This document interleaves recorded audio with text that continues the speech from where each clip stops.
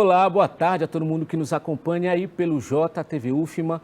Hoje no quadro No Consultório, nós convidamos o João Batista Filho, que é médico pneumologista lotado ali no Hospital Universitário, aqui da Universidade Federal do Maranhão, e é com quem nós conversamos hoje sobre um assunto que é muito importante. Hoje a gente vai falar um pouco mais sobre a asma, né, essa doença respiratória que acomete tantas pessoas e que é muito prejudicial, tem todos os seus cuidados, não é isso, João? Muito obrigado, doutor, por ter aceitado o nosso convite, por estar aqui para a gente falar sobre esse assunto que é tão importante e atinge tantas pessoas, né?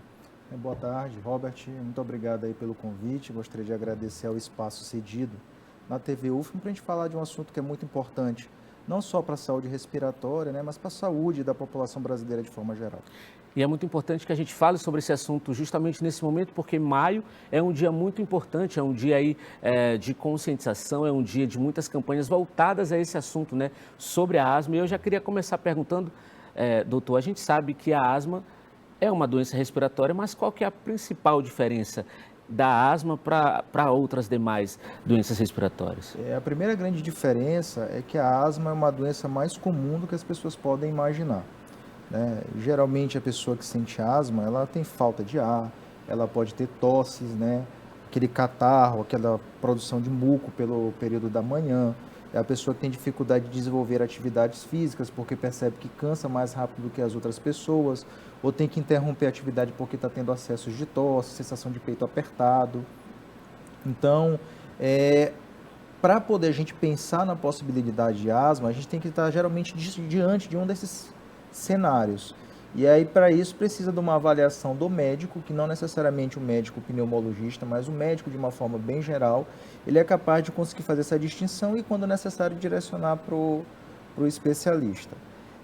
Só para te ter uma ideia, Robert, quando a gente fala em asma, a gente está falando de uma doença que é perfeitamente tratável, que a pessoa que possui essa doença, ela tem condição de ter uma vida normal ou bem próximo do normal, né, desde que siga as recomendações que a doença exige, e que acomete aí mais ou menos uma média de uns 20 milhões de brasileiros.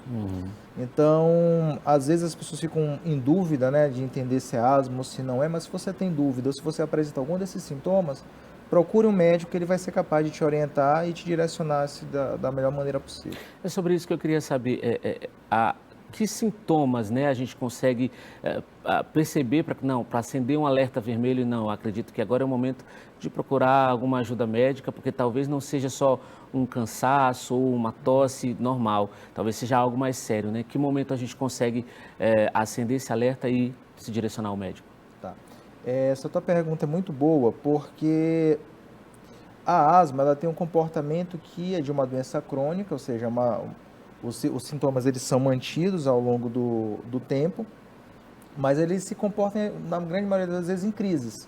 A pessoa está bem e, pelo fato de ela estar bem, ela não imagina que ela tem a doença. Ela espera ter uma deflagração de uma crise para poder imaginar, poxa, eu não estou bem, vou procurar um médico. Então, ter falta de ar, gente, não é normal. Ter acesso de tosse, a pessoa que vive tossindo cronicamente, que é uma tosse até cativa, que ele acha que já faz parte da vida dele, não é normal. Aquela pessoa que, quando pega poeira, quando pega fumaça, quando gripa e que cansa, também não é normal. Então, se você está diante de alguma dessas situações que eu acabei de narrar, procure um médico, peça uma avaliação, que aí é o melhor lugar para você ser direcionado. E a pandemia, ela veio aí, né? Porque um dos grandes sintomas da Covid-19 era justamente esse cansaço, né? Essa falta de ar. Então, nesse momento aí foi um momento muito sensível para todo mundo, inclusive pessoas asmáticas eram do grupo de risco, né? Nesse período. Sim e não, né? Essa tua última pergunta de que os asmáticos representavam um grupo de risco, são duas respostas diferentes. Aqueles asmáticos bem tratados, que faziam acompanhamento regular e que estavam com a doença sob controle, a gente percebeu que eles tinham menos chance de complicação do que a população normal. Agora, aqueles pacientes asmáticos que tinham mau controle e que faziam uso recorrente de corticoide oral para o tratamento, a gente percebia que geralmente tinha um desfecho geralmente mais grave do que a população normal. Então, são dois grupos diferentes, né? Então, assim, a pandemia, ela acendeu um alerta, né, em dois grupos diferentes, porque tiveram grupos populacionais que apresentaram melhor controle da asma e tiveram outros grupos populacionais que apresentaram o pior controle da asma durante a pandemia. Quem foi que apresentou melhor controle? Porque as pessoas começaram a ter melhor técnicas de higiene, de lavagem de mão, começaram a ficar mais preocupadas, mais atentas, com medo de ter dificuldade de ir ao médico, e faziam o uso regular e uma boa adesão ao tratamento, né? As pessoas começaram a usar máscara, começaram a se imunizar mais, fazer mais vacinações, então começaram a ter menos exposições e se protegeram mais. Mas tem um outro grupo, geralmente nas pessoas em situação mais vulnerável, né, que tinham dificuldade de ter consulta médica, que tinham dificuldade de receber os remédios de manutenção, né, que se encontraram em situação de risco pela questão social, das mazelas sociais que a própria pandemia trouxe. Então, assim, essa pergunta que está falando tem uma duplicidade de respostas.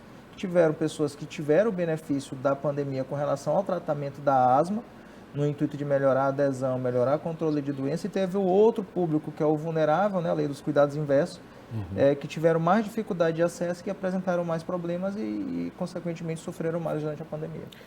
Doutor, um dos principais instrumentos de tratamento são aquelas bombinhas, né, que as pessoas que são acometidas por essa doença utilizam.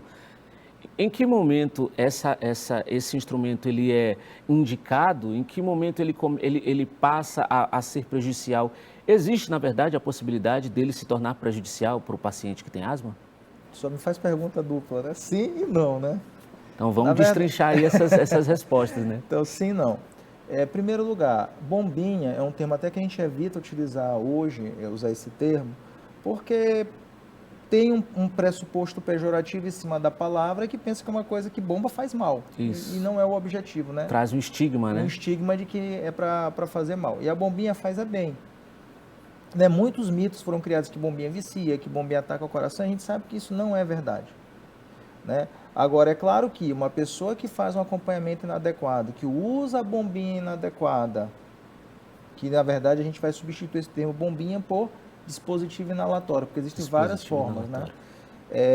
A pessoa que faz uso desses dispositivos de forma inadequada, da forma errada, não faz o tratamento regular, como existem dois grupos de tratamento, existe o tratamento de alívio, existe o tratamento de manutenção, e a pessoa que não faz de manutenção, que só faz o de alívio, é claro que ela vai ter a situação dela de saúde agravada, mas não por conta do uso da medicação, mas pelo agravo da doença e pelo uso equivocado da medicação. Então, uma medicação, quando ela não é utilizada com a indicação adequada, na dose adequada, você não tem benefício. Você só tem o prejuízo do agravo da doença e o prejuízo dos efeitos colaterais do remédio, porque não está produzindo benefício nenhum para a pessoa.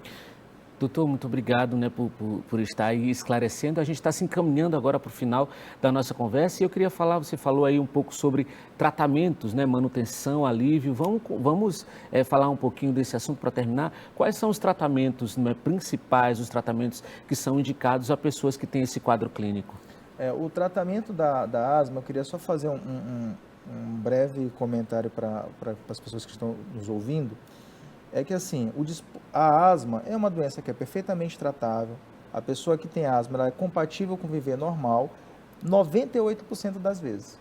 Desde que a pessoa tenha um diagnóstico o mais cedo possível, o tratamento de forma adequada, direcionada pelo médico, que a pessoa tenha boa adesão e faça consultas periódicas com o médico. Então, quando você está diante desse tripé de boa indicação de tratamento de manutenção e consultas periódicas, evitando os gatilhos, quando a gente fala em tratamento, não é só o uso dos dispositivos, é evitar as exposições ambientais que faz a pessoa piorar, poeira, pós, pelo de animal, ácaro, mofo e por aí vai.